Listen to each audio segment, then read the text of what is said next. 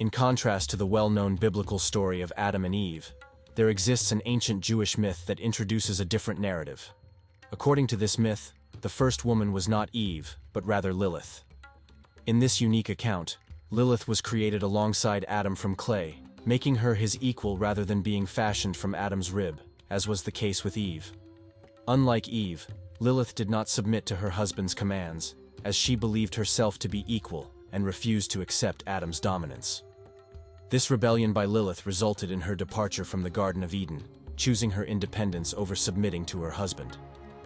She settled near the Red Sea, leaving Adam lonely. God, seeing Adam's loneliness, decided to create a new woman for him, Eve. As a consequence of her rejection of the Creator, Lilith was demonized, considered a demon in the form of a woman. She holds a prominent place in occult and esoteric traditions, particularly in modern witchcraft and magical practices. Within these belief systems, she is revered as a powerful and enigmatic entity with deep ties to the supernatural. In some Wiccan and pagan circles, Lilith is revered as a goddess of independence and feminine strength.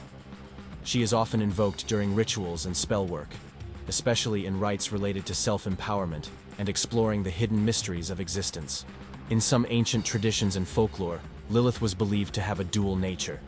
And while she was often associated with malevolence and danger, there were also beliefs that suggested she could have a protective aspect. She was associated with instigating diseases in newborn children and protecting them from evil.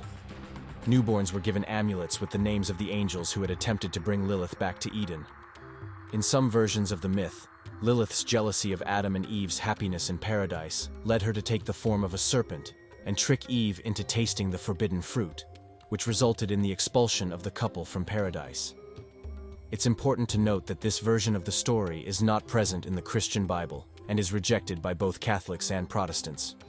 It's often attributed to a work in the Syriac alphabetics, believed to date back to the medieval era. The myth of Lilith is not exclusive to Jewish tradition. It is found in Hebrew, Babylonian, Sumerian, and Assyrian mythology.